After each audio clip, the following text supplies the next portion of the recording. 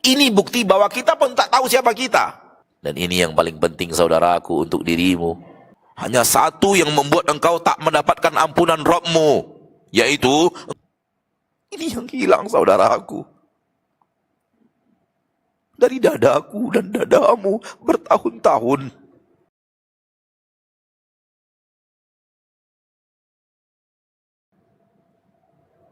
Ketika Allah Tabaraka wa Ta'ala kita tahu maha perkasa, maha berbuat yang dia inginkan pasti terjadi, dan dia memiliki azab yang sangat dahsyat, kita takut kepada Allah. Ketika Allah melihat, Allah memperhatikan, Allah mengetahui semuanya, Allah memantau segalanya, lahir muraqabah. Maka itulah kewajiban kita terhadap nama-nama dan sifat Allah. Pertama, nama memiliki apa? Sifat. Yang kedua apa?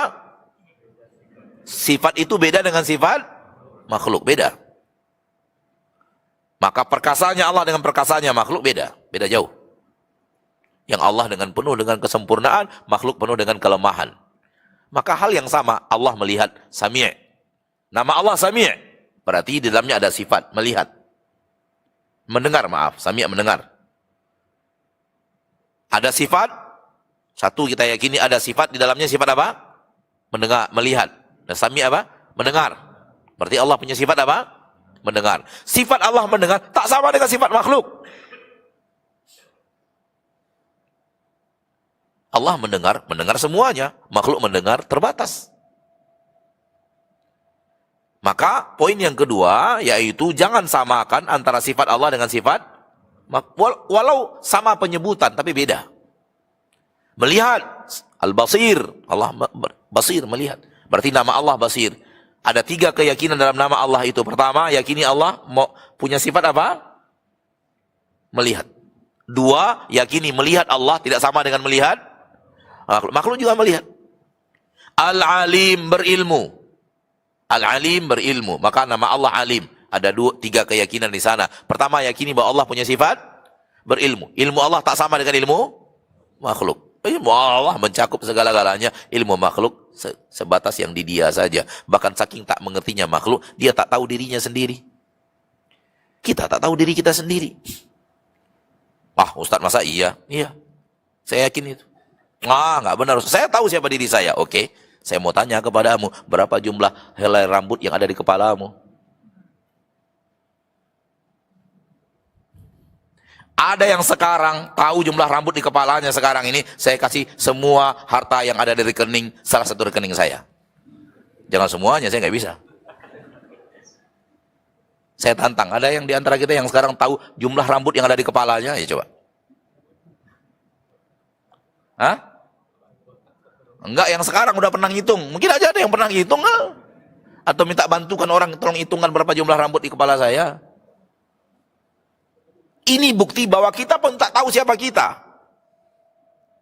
Oke, rambut terlalu banyak, jenggot deh. Jenggot antum pernah dihitung enggak berapa lembar? Jenggot ana dihitung orang Turki. Orang Turki pernah ngitung jenggot ana. Kata dia 53 lembar apa berapa? Dia heran lihat jenggot ini kok dipelihara sedikit ini. Jadi sini. Pegang sama orang Turki. Dihitung 1, 2, 3. Ini bukti bahwa kita tidak tahu diri kita sendiri. Oke. Ustadz terlalu berlebihan. Bukan. Anda tahu jantung Anda? Anda tahu paru-parumu? Anda tahu ginjalmu? Anda tahu ususmu? Anda tahu tulang yang ada di dalam? Pernah lihat? Anda tahu bagaimana makan yang Anda makan diproses dalam perutmu sampai keluar paginya dalam bentuk kuning? Tahu? Nggak tahu. Bagaimana jantung kita sekarang? Kita nggak tahu. Bagaimana paru-paru kita sekarang? Kita nggak tahu. Bagaimana pankreas kita sekarang? Kita nggak tahu. Bagaimana lambung kita sekarang? Kita nggak tahu. Yang kita tahu hanya makan, keluar. Betul atau tidak? seluruh proses pencernaan dalam tubuh manusia, tak ada manusia yang tahu. Padahal itu adalah aksi yang tak dia lakukan mati. Aksi penting dalam hidupnya bernama makan. Tapi dia pun tak pernah tahu bagaimana badan ini mengolah makanan itu, mengambil intisari makanannya, bagaimana dia menyaring yang tak baik dengan yang baik, bagaimana sampah itu dikeluarkan di pagi hari, dia tak pernah tahu. Jangan katakan kepada saya, Ustadz ngayal. Itulah realita kehidupan yang sebenarnya, yang manusia lupa bahwa dia tak tahu siapa dirinya. Makhluk yang seperti ini merasa diri maha tahu dan semuanya saya tahu, dan berlagak gitu dengan ilmunya. Ilmu apa yang kau lagakkan kalau isi perutmu kau tak tahu? Beda dengan Allah yang maha tahu segala-galanya. Tak ada yang Allah tidak tahu. Berapa jumlah rambut saya di kepala, Allah tahu atau tidak? Tahu Allah. Berapa jumlah rambut kita semua yang di masjid ini, jumlah rambut kita totalnya semua berapa, Allah tahu atau tidak? Kalau Anda ragu bahwa Allah tidak, bahwa Allah tahu, dipertanyakan akidahmu kepada Allah.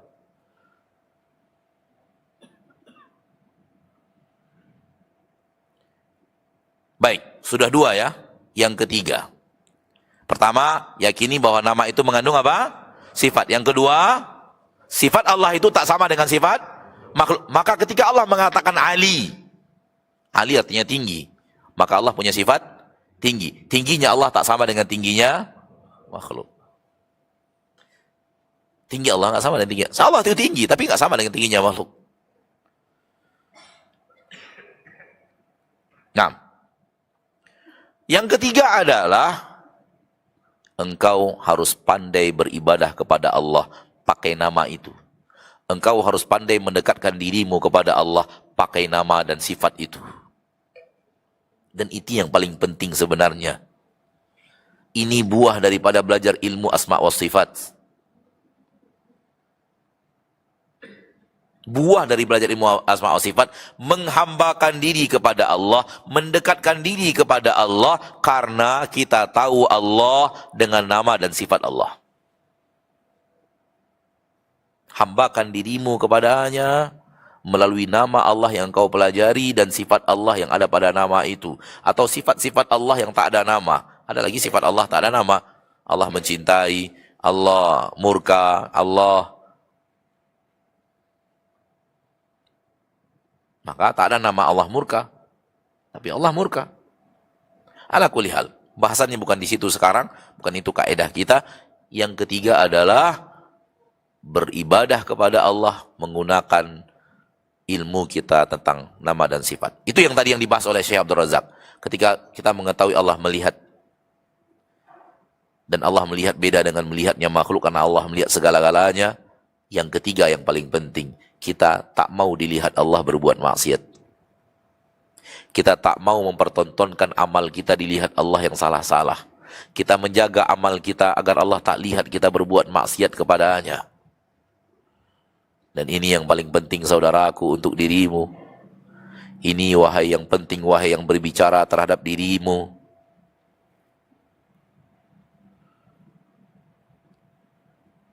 Allah tabaraka wa ta'ala pengasih dan penyayang, Ar-Rahman Ar-Rahim. Beda dengan kasih sayang manusia kepada makhluk, dan sangat berharap kasih sayang itu. Sehingga mengejar kasih sayang Allah. Minta terus kasih sayang Allah. Minta terus. Allah Ghaffar, maha pemaaf, maha pengampun. Maka tak sama dengan pemaafnya makhluk. Kemudian selalu minta ampun kepada Allah. Ya Allah, ampuni dosa aku. Engkau maha pengampun. Aku telah banyak berbuat dosa ya Rabb. Mataku banyak mendatangkan dosa, telingaku banyak mendatangkan dosa, tanganku banyak mendatangkan dosa. Apalagi di masa-masa aku dahulu berada di sebuah koridor yang aku tidak bisa menghindar dari perbuatan dosa. Karena kalau aku menghindar, aku dikucilkan manusia. Dan aku masih takut dikucilkan manusia dibanding dikucilkan engkau. Alhamdulillah saya sudah keluar dari lingkaran setan itu. Dan sekarang saya minta ampun kepadamu. Mohon maaf ya Rabbku atas semua kesalahanku yang pernah kulakukan di dunia. Aku lebih takut orang daripada dirimu. Lebih takut atasan daripada dirimu. Lebih takut jabatanku hilang daripada posisiku di hadapanmu. Minta ampun kepada Allah. Allah Maha Pengampun. Jangan frustasi. Qul ya ibadiyalladzina asrafu ala anfusihim la taqnatu min rahmatillah. Hai hamba-hambaku yang telah terlalu banyak menzolimi dirinya dengan berbuat maksiat, jangan pernah putus asa dari rahmat Allah. Innallaha yaghfiru dzunuba jami'an. Sesungguhnya Allah mengampunkan dosa semuanya. Jangan takut. Jangan takut menghadap Allah. Jangan malu menghadap Allah. Jangan katakan diriku terlalu banyak dosa. Orang sepertiku malu kalau berdiri di hadapan Allah. Tak ada. Tak ada yang harus malu berhadapan dengan Allah yang Maha Pengampun. Seberapapun dosamu, engkau berhadapan dengan Rabb yang Maha Pengampun, Maha Pemaaf. Hanya satu yang membuat engkau tak mendapatkan ampunan Rabbmu, yaitu engkau tak mau minta ampun kepadanya. Selain itu, engkau bisa dapatkan ampunannya. Tapi kalau engkau tidak mau minta ampun kepadanya, itu kesalahanmu. Akhirnya engkau tidak dapat ampunannya.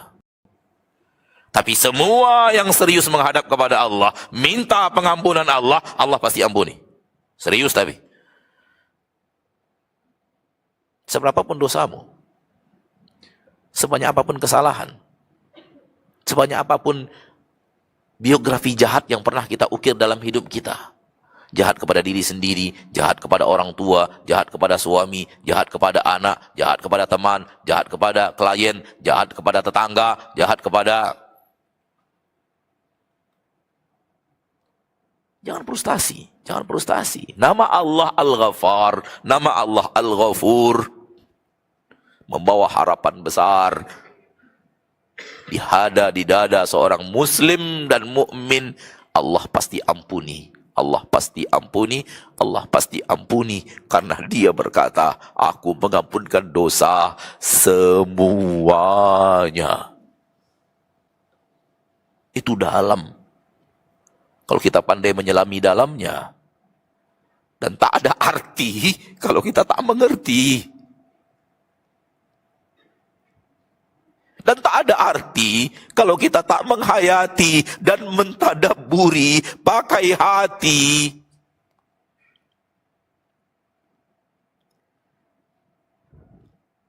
Ini yang hilang, saudaraku. Dari dadaku dan dadamu bertahun-tahun. Kapan kita akan kembalikan? Bahwa hidup kita ini terhubung dengan Allah Sang Pencipta. Dia kenalkan dirinya kepada kita agar kita mendekat kepadanya, bukan untuk menjauh. Dia turunkan Al-Quran, Dia turunkan Rasul agar kita tahu bagaimana cara mendekat kepadanya.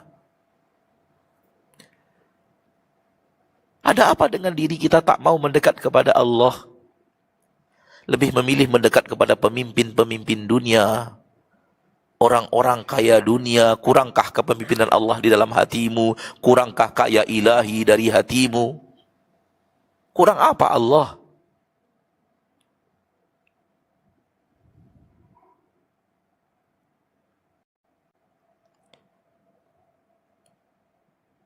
Kalau kita pandai bermuamalah kepada Allah, pakai nama-nama ini dan sifat-sifat ini, lalu kita menghambakan diri kita kepada Allah Tabaraka wa Ta'ala, jadilah kita hamba yang diinginkan Allah. Kalau sudah menjadi hamba yang diinginkan Allah, Allah puji kita. Kalau sudah Allah puji kita, aman hidup kita A to Z.